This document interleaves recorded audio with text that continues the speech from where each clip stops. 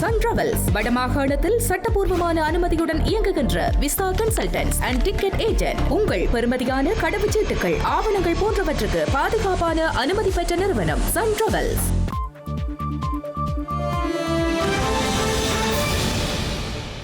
வணக்கம். இது ஐபிசி தமிழின் இரவு நேர பிரதான செய்திகள். முதலில் தலைப்புச் செய்திகள்.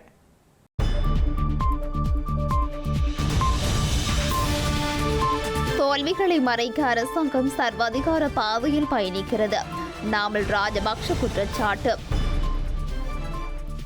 சுகவீன விடுவிப்பு போராட்டம். கிராம உத்தியோகத்தர்களின் பணி புறக்கணிப்பால் அரசாங்கத்திற்கு புதிய நெருக்கடி. 8வது வாரமாக பலாலியில் தொடரும் போராட்டம். பூர்வீக நிலங்களை விடுவிக்குமாறு அரசாங்கத்திடம் கோரிக்கை. வங்கியொன்றில் போலி நாணயத்தாள்களை வைப்பிலிட முயற்சி. கிளிநொச்சியில் 2 கைது.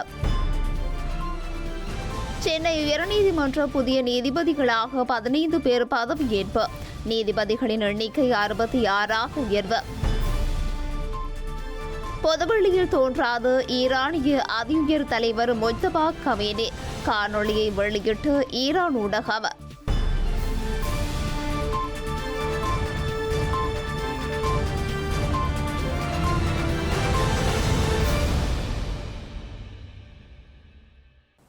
இனி விரிவான செய்திகள். ஸ்ரீலங்கா அரசாங்கம் தமது தோல்விகளை மறைப்பதற்காக எதிர்க்கட்சிகள், சிவில் அமைப்புகள் மற்றும் மகா சங்கத்தினரை அடக்கி ஒடுக்கும் வகையில் சர்வாதிகார பாதையில் பயணிப்பதாக ஸ்ரீலங்கா பொதுஜன பெரமுனவின் தேசிய அமைப்பாளரும் நாடாளுமன்ற உறுப்பினருமான நாமல் ராஜபக்ச குற்றம் சுமத்தியுள்ளார். அரசியல் சந்திப்பொன்றில் கலந்து கொண்டு உரையாற்றும் போதே அவர் இவ்வாறு குறிப்பிட்டுள்ளார். நிலவும் நெருக்கடிகளுக்கு தீர்வு காண்பதை விடுத்து தன் மீதும் எதிர்க்கட்சிகள் மீதும் பழியை போட்டு அரசாங்கம் தப்பிக்க முயற்சிப்பதாக ஸ்ரீலங்கா பொதுஜன பெரமுனவின் தேசிய அமைப்பாளரும் நாடாளுமன்ற உறுப்பினருமான நாமல் ராஜபக்ச தெரிவித்துள்ளார். வரி கொள்கைகளில் அடிக்கடி மாற்றங்களை செய்வதன் மூலம் சாதாரண உழைப்பாளிகள், நாளாந்த வருமானம் ஈட்டுவோர் மற்றும் மாத சம்பளக்காரர்கள் கடுமையாக பாதிக்கப்பட்டுள்ளதாகவும் அவர் குறிப்பிட்டுள்ளார். அதேவேளை குறிப்பிட்ட சில தரப்பினருக்கு மாத்திரம் சலுகைகள் அள்ளிக் கொடுக்கப்படுவதாகவும் அவர் சுட்டிக்காட்டியுள்ளார். அரசாங்க கணக்குகளில் டிரில்லியன் கணக்கில் பணம் இருப்பதாக காட்டுவது மட்டுமே ஒரு அரசாங்கத்தின் வெற்றியல்ல எனவும், மாறாக புதிய தொழில் முனைவோரையும் செல்வத்தை உருவாக்கும் குடிமக்களையும் அரசாங்கம் உருவாக்க வேண்டும் எனவும் அவர் தெரிவித்துள்ளார். அண்மையில் இடம்பெற்ற அரச நிதி திருட்டு சம்பவங்களின் நஷ்டம் உயர்த்தப்பட்ட வரிகள் மூலமாக பொதுமக்கள் மீது சுமத்தப்படுவதாகவும் அவர் சுட்டிக்காட்டியுள்ளார். தரமற்ற நிலக்கரி இறக்குமதியால் ஏற்பட்ட இழப்புகள் மற்றும் மின்சார கட்டண உயர்வுகளுக்கு காரணமானவர்கள் மீது நடவடிக்கை எடுக்காமல் அரசாங்கம் எதிர்க்கட்சியினரை இலக்கு வைப்பதிலேயே கவனம் செலுத்துகிறது எனவும் அவர் தெரிவித்துள்ளார். நீதிபதிகளின் ஓய்வு பெறும் வயதை அதிகரிப்பதால் மட்டுமே நீதித்துறையின் தாமதங்களுக்கு தீர்வு கண்டுவிட முடியாது எனவும் அவர் குறிப்பிட்டுள்ளார். நீதிபதி வெற்றிடங்களை நிரப்புதல், புதிய நீதிமன்றங்களை உருவாக்குதல் மற்றும் நிபுணர் அறிக்கைகளை விரைவில் பெறுவதன் மூலமே வழக்குகளை விரைவுபடுத்த முடியும் எனவும் அவர் வலியுறுத்தியுள்ளார். இலங்கையில் நாளையும் நாளை மறுதினமும் கிராம சேவையாளர் சுகையின விடுப்பு போராட்டம் எடுத்து பணிப்புறக்கணிப்பு போராட்டத்தை நடத்த முடிவு செய்துள்ளமை அனுர அரசாங்கத்துக்குரிய இன்னொரு புதிய நெருக்கடியாக வந்துள்ளது. இலங்கையில் நாடளாவிய ரீதியில் மக்களுக்காக மிக முக்கியமான நிர்வாக பணிகளை செய்யும் பொறுப்பில் உள்ள கிராம சேவையாளர்களின் பங்கு முக்கியமானதாக உள்ள நிலையில் தற்போது அவர்கள் கடும் நெருக்கடிகளில் இருப்பதாக தெரிவித்து புதிய போராட்டம் நடத்தப்பட உள்ளது. பல கிராம சேவையாளர்களுக்கு இன்னும் முறையான அலுவலகங்கள் அல்லது உபகரணங்கள் போன்ற அடிப்படை வசதிகள் கூட இல்லாத நிலையில் நாளையும் நாளை மறுதினமும் கிராம சேவையாளர்கள் சுகையின விடுப்பு போராட்டம் எடுத்து பணி புறக்கணிப்பு போராட்டத்தை நடத்த முடிவு செய்துள்ளனர்.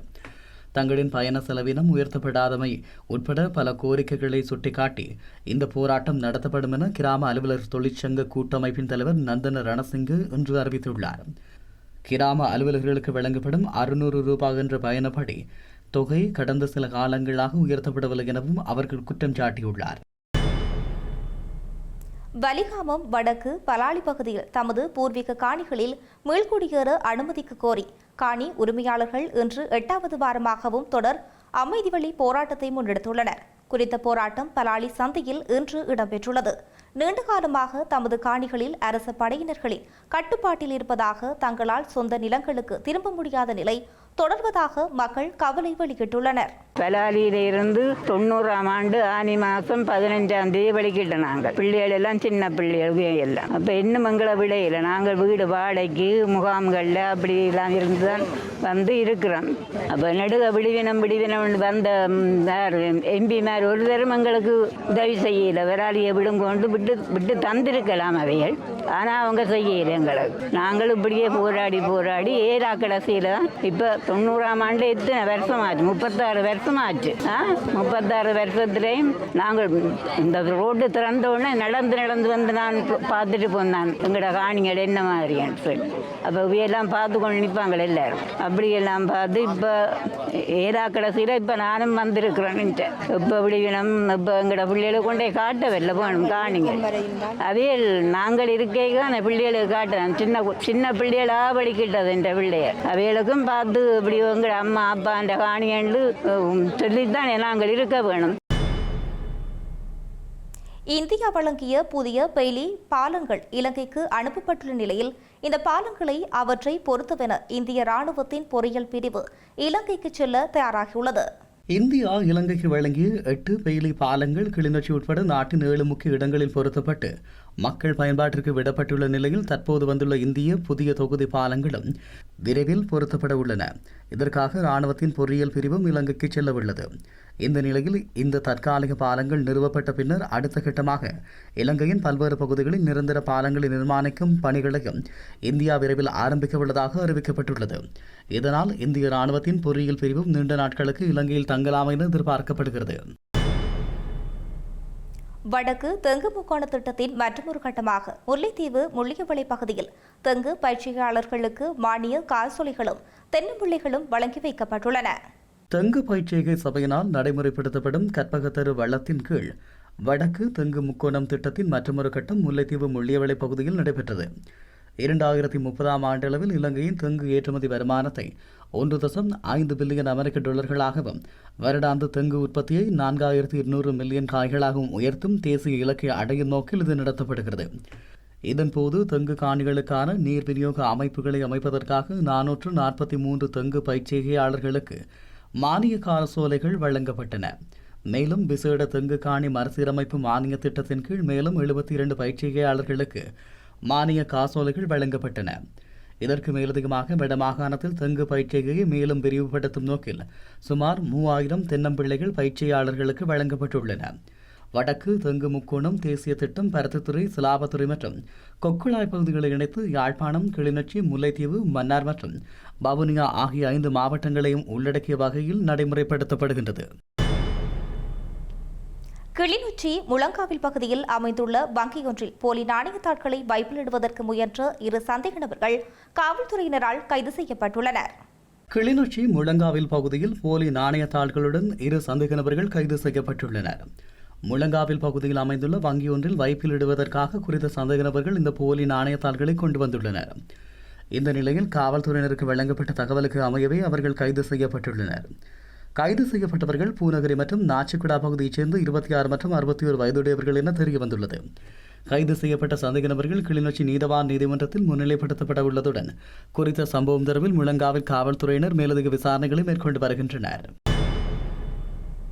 யாழ்ப்பாணம் வடமராட்சி கிழக்கு கட்டுக்காட்டு பகுதியில் வீடொன்றை சுத்தம் செய்த போது நீண்ட நாட்களாக பயன்படுத்தப்பட்ட வெடிபொருட்களுடன் கூடிய இராணுவ வங்கி ஒன்று மீட்கப்பட்டுள்ளது. யாழ்ப்பாணம் வடமராட்சி கிழக்கு கட்டைக்காடு கிராமத்தில் நபர் ஒருவர் வீட்டை சுத்தம் செய்தபோது இராணுவ அங்கி ஒன்று காணப்பட்டுள்ளது. இதனையடுத்து குறித்த வீட்டின் உரிமையாளர் இது குறித்து மருதங்கணி காவல் நிலையத்திற்கு தகவல் தெரிவித்துள்ளார். அதன் பின்னர் அங்கு சென்ற மருதங்கணி காவல்துறையினர் அது தொடர்பில் ஆய்வு செய்துள்ள நிலையில் அது இராணுவத்தினர் வெடிப்பொருட்களை வைத்திருக்கும் அங்கி என்றும் அதில் நீண்ட நாள் பட்டு வெடிக்கக்கூடிய பொருட்கள் காணப்படுவதையும் கண்டுபிடித்துள்ளனர். இந்த நிலையில் நீதிமன்றத்தின் உரிய அனுமதியை பெற்று குறித்த பொருளை அளிப்பதற்குரிய நடவடிக்கைகளை காவல்துறையினர் மேற்கொண்டு வருகின்றனர். சென்னை உயர்நீதிமன்றத்தில் புதிதாக நியமிக்கப்பட்ட 15 நீதிபதிகளும் இன்று அதிகாரப்பூர்வ பதவி பிரமாணங்களை செய்து கொண்டனர். சென்னை உயர்நீதிமன்றத்திற்கு புதிதாக நியமிக்கப்பட்டுள்ள 15 நீதிபதிகளின் பதவியேற்பு விழா ஒன்று நடைபெற்றது. சென்னை உயர்நீதிமன்றத்திற்கு 15 புதிய நீதிபதிகளை நியமித்து ஜனாதிபதி உத்தரவிட்டிருந்த நிலையில் இவர்கள் அனைவரும் இன்று பதவியேற்றனர். உயர்நீதிமன்ற வளாகத்தில் உள்ள கூட்டரங்களில் நடைபெற்ற இசை நிகழ்ச்சி உயர்நீதிமன்ற வளாகத்தில் உள்ள கூட்டங்களில் நடைபெற்ற இந்த நிகழ்ச்சியில் புதிதாக நியமிக்கப்பட்ட 15 நீதிபதிகளுக்கும் தலைமை நீதிபதி சுஷ்ருத் அரவிந்த் தர்மாதிகாரி பதவி பிரமாணம் செய்து வைத்தார். சென்னை உயர்நீதிமன்றத்தில் பதவி வெற்றிடமாக உள்ள நீதிபதி பணியிடங்களை நிரப்பும் வகையில் உச்சநீதிமன்ற பரிந்துரைத்த பட்டியலிருந்து 15 பேரை நீதிபதிகளாக நியமித்து குடியரசுத் தலைவர் திரௌபதி முர்மு உத்தரவிட்டிருந்தார். இதன் தொடர்ச்சியாக 15 நீதிபதிகள் பதவியேற்ற நிலையில் உயர்நீதிமன்ற நீதிபதிகளின் எண்ணிக்கை 66 உயர்ந்துள்ளது. சென்னை உயர்நீதிமன்ற வரலாற்றில் கடந்த 10 ஆண்டுகளுக்கு பின் ஒரே நேரத்தில் 15 நீதிபதிகள் பதவியேற்பது இதுவே முதல் முறையாகும். ஈரான் மீது கடந்த பிப்ரவரியில் போர் தொடங்கிய காலம் முதல் பொதுவெளியில் தோன்றாத தற்போதைய அதி உயர் ஆன்மீக தலைவர் மொஜ்தபா கமேனி தோன்றும் புதிய காணொலி ஒன்றை ஈரானிய அரசு ஊடகங்கள் பகிர்ந்துள்ளன. ஈரான் மீதான தாக்குதல்கள் ஆரம்பித்த முதல் நாளில் மொஜ்தபா கமேனியின் தந்தையான அப்போதைய ஆன்மீக தலைவர் அலி கமேனி படுகொலை செய்யப்பட்டிருந்தார்.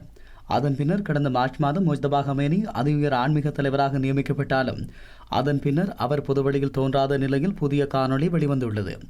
இந்த காணொலியில் அது வெளியான நேரம் குறித்து இந்த விவரங்களோ அல்லது அவர் எங்கே இருக்கிறார் என்பது குறித்த விவரங்களோ இல்லை என்பதால் இது புதிய காணொலியா அல்லது பழைய காணொலியா என்ற ஊகங்கள் எழுந்துள்ளன. புதிதாக வெளியிடப்பட்ட இந்த காணொலியில் கமேனி ஒரு குழுவினருக்கு மதப்பாடம் கற்பிப்பது போல காட்சிகள் உள்ளன.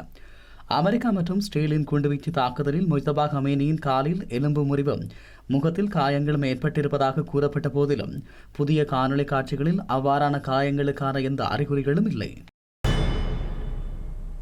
செய்தி நிறைவாக மீண்டும் தலைப்புச் செய்திகள்.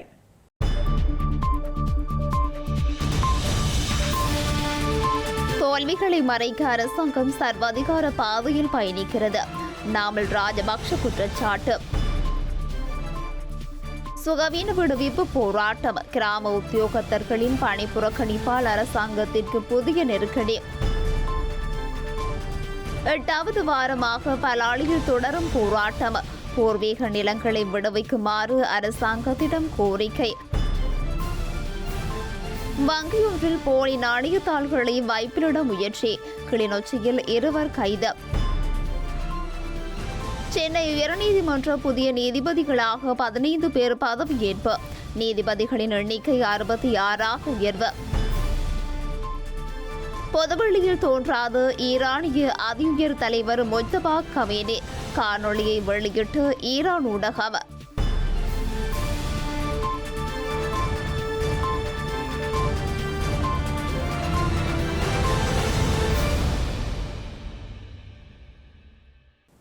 இத்துடன் ஐபிசி தமிழின் இரவு நேர பிரதான செய்திகள் நிறைவு பெற்றன.